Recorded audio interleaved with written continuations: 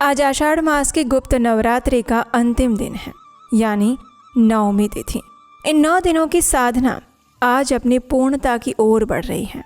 शास्त्र कहते हैं कि जिसने श्रद्धा और विश्वास के साथ इन दिनों में देवी जगदम्बा आदि शक्ति का स्मरण किया है, उसके जीवन में आध्यात्मिक उन्नति का एक नया अध्याय आरंभ हो जाता है।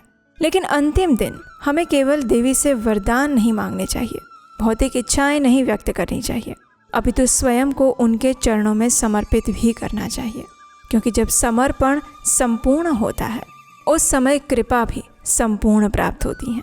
तो चलिए, आषाढ़ मास की गुप्त नवरात्रि के आज अंतिम दिन हम उसी से जुड़ी हुई एक और सुंदर पौराणिक कथा का श्रवण करते हैं।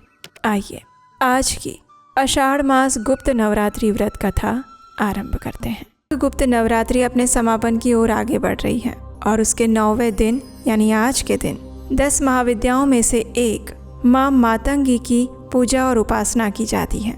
ये 9वीं महाविद्या है, लेकिन आपको जानकर आश्चर्य होगा, ये वो देवी हैं जिन्हें उच्चिष्ट यानी कि झूठा भोजन अर्पित किया जाता है, जिन्हें तांत्रिक सरस्वती कहा जाता है। तो उनके विषय में आज हम बात करेंगे और उसके बाद हम नवरात्रि के अंतिम दिन सुनी जाने वाली माँ सिद्धिदात्री की कथा का श्रवण करेंगे। तो चलिए, सबसे पहले माँ मातंगी से जुड़ी हुई पौराणिक कथा का श्रवण करते हैं। आइए आज की गुप्त नवरात्रि व्रत कथा आरंभ करते हैं। एक समय भगवान विष्णु और माता लक्ष्मी भगवान शिव तथा माता पार्वती से मिलने के लिए गए। अतिथि दंपति के सम्मान में एक विशाल भोज का आयोजन किया गया। भोजन करते समय चारों देवताओं ने कुछ भोजन भूमि पर गिराया और उस गिरे हुए भोजन से एक सुंदर कन्या का जन्म हुआ, जिसने भगवान शिव, भगवान विष्णु, माता पार्वती और देवी लक्ष्मी से उनका झूठा भोजन मांगा। चारों ने अपना उच्चिष्ट यानी कि झूठा भोजन उन्हें प्रसाद के रूप में प्रदान किया और इस प्रकार देवी मातंगी का जन्म हुआ। ब्रह्मयामल तंत्र शास्त्र के अनुसार एक और कथा प्राप्त होती है। प्राचीन काल में मतंग नामक एक ऋषि थे जो वैदिक ज्ञान से परिपूर्ण थे। उन्होंने घने कदम्ब वन में सैकड़ों हजारों वर्षों तक माता त्रिपुरा की कठोर तपस्या की थी और उनकी तपस्या का उद्देश्य था कि वे समस्त जीवों को वश में करना चाहते थे। उनकी तपस्या के प्रभाव से माता त्रिपुर सुंदरी के नेत्रों से एक प्रकाश किरण निकला और ये प्रकाश श्याम वर्ण की एक देवी में परिवर्तित हो गया, जो कि राज मतंगिनी के नाम से विख्यात हुई। माँ मातंगी विशिष्ट रूप से दूषित और अशुद्धता से जुड़ी हुई देवी मानी जाती हैं। वे उच्चिष्ट का अवतार मानी जाती हैं और इसलिए उन्हें कई स्थानों पर उच्चिष्ट चांडालिनी और उच्चिष्ट मातंगिनी के नाम से भी जाना जाता है। उन्हें अच्युत वर्णित किया जाता है और उनके आशीर्वाद प्राप्त करने के लिए उच्चिष्ट यानी झूठा आंशिक रूप से खाया हुआ भोजन अर्पित किया जाता है। सुनने में ये बड़ा आश्चर्यजनक और विस्मयकारी लग सकता है, लेकिन यही हमारे शास्त्र और संस्कृति की विशेषता है। नारद पंचरत्न के 12वें अध्याय में भगवान शिव को चांडाल और माता पार्वती को उच्चिष्ट चांडाली यानी कि देवी मातंगी के रूप में वर्णित किया गया है।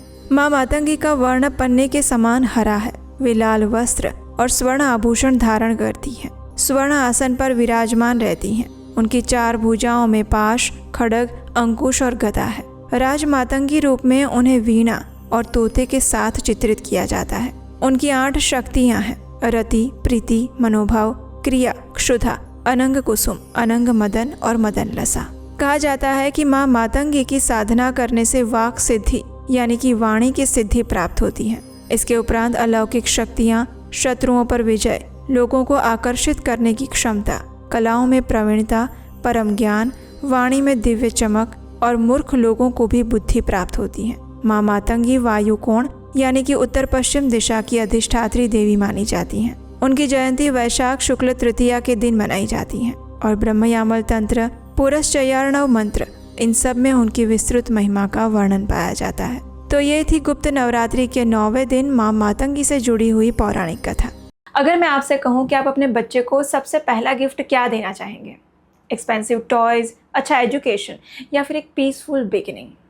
क्योंकि ये सारी चीज़ें हम पैसों से खरीद सकते हैं, लेकिन उसका भविष्य पैसों से नहीं खरीदा जा सकता और उसके भविष्य की शुरुआत होती है उसके गर्भ में आने से।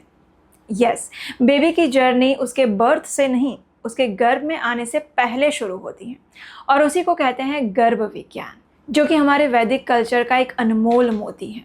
तो इसलिए अगर आप गर्भवती महिला हैं या फिर आने वाले समय में प्रेगनेंसी प्लान करने वाले हैं, तो आपके लिए मैं एक स्पेशल वेबिनार लेकर आ रही हूँ, गर्भ विज्ञान वेबिनार, जिसमें मैं आपके साथ शेयर करूँगी गर्भ विज्ञान के वो रहस्य जो आपको जानने ज़रूरी हैं। नीचे डिस्क्रिप्शन बॉक्स में उसका लिंक दिया गया है, अभी जाकर रजिस्टर करें and I will see you there in live workshop. लेकिन हाँ, आइएगा तभी जब आप इसके लिए सीरियस हो। सी यू देयर। आइए अब हम माँ सिद्धिदात्री की पौराणिक कथा का श्रवण करते हैं।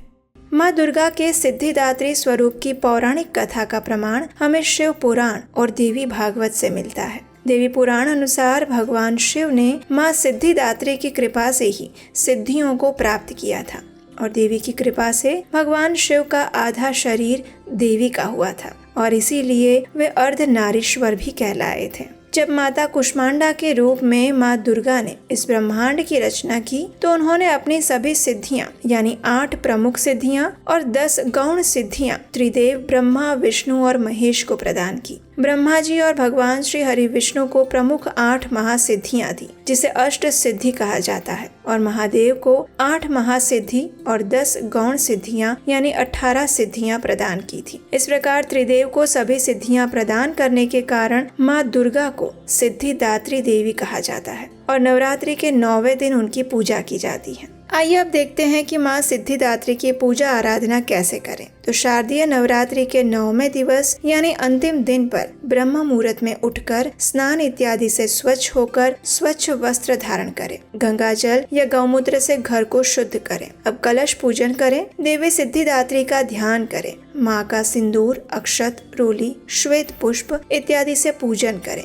उसके बाद सफेद रंग के वस्त्र अर्पित करें। अब माँ के समक्ष धूप दीप प्रज्वलित करें, उन्हें मिष्ठान, पंचमेवा, फल अर्पित करें। माता सिद्धिदात्री को प्रसाद, नवरस युक्त भोजन, 9 प्रकार के पुष्प और 9 प्रकार के फल अर्पित करने चाहिए। फिर माँ सिद्धिदात्री की आरती और स्तुति करें। इस दिन माँ सिद्धिदात्री को मौसमी फल, चना, पूड़ी, खीर, नारियल, हलवे इत्यादि का भोग अर्पित किया जा सकता है। कहते हैं कि माँ को इन चीजों का भोग लगाने से वे प्रसन्न होती हैं। इस दिन माता सिद्धिदात्री का अधिक से अधिक ध्यान करना चाहिए और ओम देवी सिद्धिदात्र्यै नमः इस मंत्र के द्वारा माँ सिद्धिदात्री का जप करना चाहिए। अब कई भक्त नवमी के दिन भी कन्या पूजन करते हैं, तो अगर आपके घर में भी नवमी के दिन कन्या पूजन किया जाता है तो इस दिन आप देवी दुर्गा के स्वरूप कन्या पूजन कर सकते हैं। कन्या पूजन के विस्तृत विधि, उसके पीछे का वैज्ञानिक कारण, पौराणिक कथा और इसमें कौन कौन सी कन्याओं को पूजन करना चाहिए, इसके ऊपर हमने एक विस्तृत वीडियो बनाया है,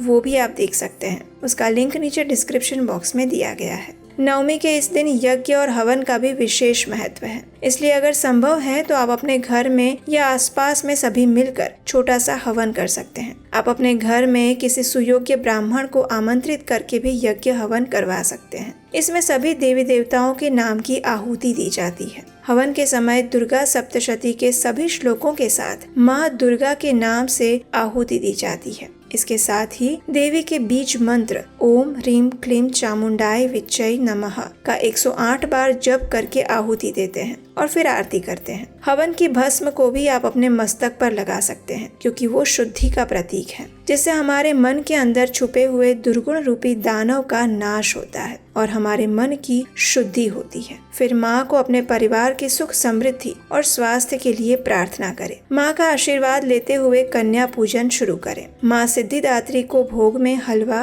खीर, चना अर्पित करना चाहिए। कन्याओं के साथ एक बटुक भैरव भी रखते हैं। तत्पश्चात अपनी नवरात्रि उपवास का पारण करें। कन्या पूजन करने से माता की विशेष कृपा प्राप्त होती है और घर के सभी सदस्यों की उन्नति होती है। नवरात्रि में नव दुर्गा के 9 स्वरूप की पूजा आराधना करते हुए सिद्धिदात्री माँ की उपासना पूर्ण करने के बाद व्यक्ति की लौकिक, पारलौकिक हर प्रकार की कामनाओं की पूर्ति हो जाती है। सिद्धिदात्री माँ की कृपा पात्र भक्त के भीतर कोई भी ऐसी मनोकामना शेष नहीं रह जाती जिसे वो पूर्ण करना चाहे। वो सभी सांसारिक इच्छाओं, आवश्यकताओं से ऊपर उठकर मानसिक रूप से माँ भगवती के दिव्य लोकों में विचरण करता हुआ असीम कृपा प्राप्त कर लेता है। इस परम पद को पाने के बाद उसे अन्य किसी भी वस्तु की अभिलाषा नहीं रह जाती। माँ दुर्गा के 9 स्वरूप जिनकी नवरात्रि के 9 दिनों में पूजा आराधना की जाती है, वही माँ भगवती सर्व प्रकार का मंगल प्रदान करने वाली मंगल स्वरूपा और मंगलमयी है। सबका कल्याण करने वाली शिवा यानी शिव की शक्ति है। वे जगत जननी हैं। वही जगत की उत्पत्ति,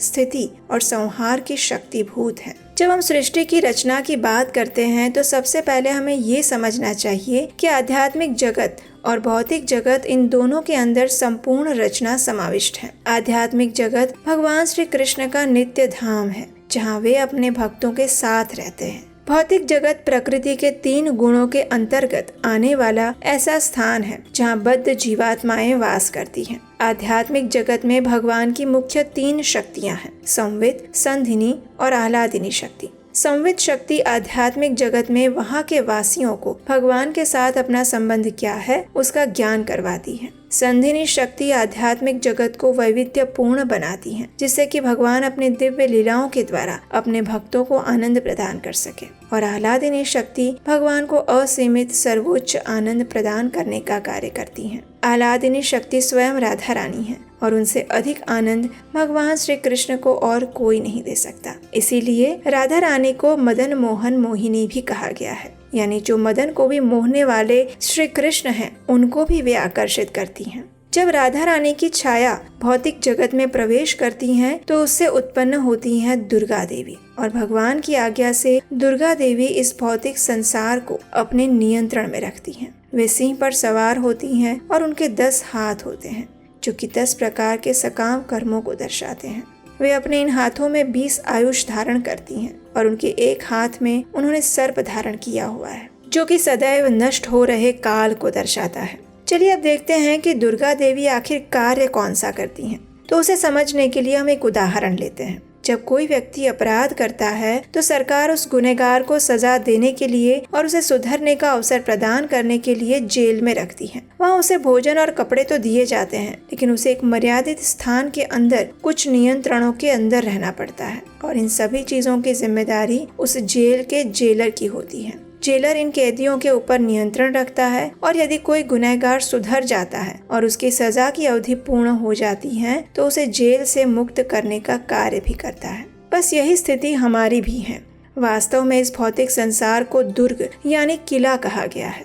भगवान के साथ अपने वास्तविक संबंध को भूलकर हम इस भौतिक संसार रूपी जेल में आ गिरे हैं, जहाँ हमें अपनी जरूरतों को पूर्ण करने के लिए प्राथमिक सुविधाएं तो मिल रही हैं, लेकिन सभी जीवात्माएं भौतिक प्रकृति के 3 गुण रूपी बेड़ियों में बंधी हुई है। और इस भौतिक जगत रूपी दुर्ग की अध्यक्षा या जेलर है दुर्गा देवी, जो कि अपने त्रिशूल के माध्यम से इन बद्ध जीवात्माओं को नियंत्रित करती हैं। दुर्गा देवी का त्रिशूल 3 प्रकार के भौतिक कष्टों को दर्शाता है, यानी आधि दैविक, आधि भौतिक और आधि आत्मिक। इस त्रिशूल के माध्यम से हमें कष्ट पहुंचाकर दुर्गा देवी ये समझाना चाहती हैं कि ये भौतिक संसार हमारा वास्तविक घर नहीं है। इसलिए हमें भगवान की शरण में जाकर अपने वास्तविक घर भगवत धाम वापस जाना चाहिए। लेकिन कुछ जीवात्माएं ऐसी भी होती हैं जो इस भौतिक संसार में इतने कष्ट भोगने के बाद भी इंद्रिय सुख भोगना चाहती हैं और अपनी स्वतंत्र इच्छा का दुरुपयोग करना चाहती हैं। ऐसे जीवों के लिए दुर्गा देवी ऐसे अवसर उत्पन्न करती हैं जिससे वे सदैव उस भौतिक संसार में ही रह सके और जन्म मृत्यु जरा व्याधि का चक्र घूमता रहे। कभी कभी कुछ लोग भौतिक वरदान प्राप्त करने के लिए भी दुर्गा देवी की उपासना करते हैं। उनकी आराधना से प्रसन्न होकर देवी उन्हें भौतिक सुख, समृद्धि और संपत्ति तो प्रदान कर देती हैं, लेकिन दुर्गा देवी की ऐसी कृपा को वास्तव में हमें कपट कृपा समझना चाहिए, क्योंकि इस प्रकार के क्षणिक सुख से हम अपने जीवन की वास्तविक आध्यात्मिक अवस्था को भूल जाते हैं। इसलिए दुर्गा अष्टमी या नवरात्रि के समय पर दुर्गा देवी की आराधना करते हुए हमें उनसे यही प्रार्थना करनी चाहिए कि वे हमें भगवान श्री कृष्ण की शुद्ध भक्ति और सेवा प्रदान करें, जिससे कि हम इस भौतिक संसार रूपी दुर्ग से मुक्त हो सके और अपने वास्तविक घर वापस लौट सके। तो आज नवरात्रि के अंतिम दिन हम देवी दुर्गा से आप सभी के लिए यही प्रार्थना करते हैं कि वे आपको हर प्रकार के भौतिक सुख, समृद्धि और शांति प्रदान करें तथा हर प्रकार के कष्ट और संकट दूर करें और इसके साथ ही परम भगवान श्री कृष्ण की शुद्ध भक्ति और सेवा करने की आध्यात्मिक शक्ति भी प्रदान करें, जिससे आप अपने जीवन के वास्तविक लक्ष्य को प्राप्त कर सकें।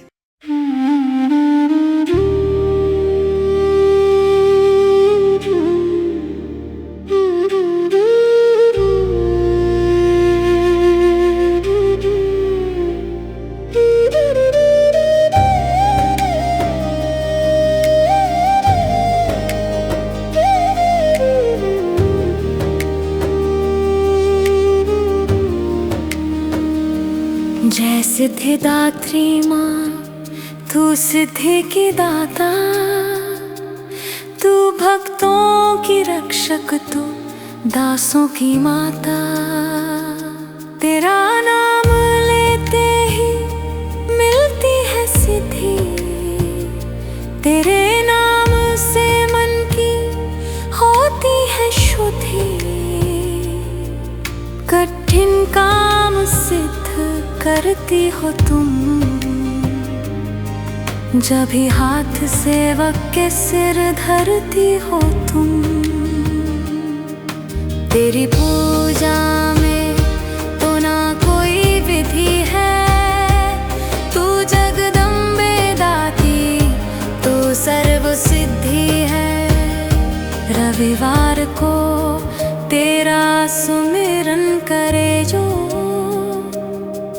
तेरी मूर्ति को ही मन में धरे जो। तू सब काज उसके करती है पूरे, कभी काम उसके रहे ना अधूरे। तुम्हारी दया और तुम्हारी ये माया, रखे जिसके सिर पर मैं सर्व सिद्धि दाती वो है भाग्यशाली, जो है तेरे दर का ही अम्बे सवाली। हिमाचल है पर्वत जहाँ वास तेरा, महानंदा मंदिर में है वास तेरा। मुझे आसरा है तुम्हारा ही माता, भक्ति है सवाली तू जिसकी दाता। जय सिद्धिदात्री माँ, तू सिद्धि की दाता, तू भक्तों की रक्षक, तू दासों की माता। जय सिद्धिदात्री माँ, तू सिद्धि की दाता, तू भक्तों की रक्षक, तू दासों की माता। सिद्धिदात्री माता की जय, सर्व सिद्धिदायिनी की जय।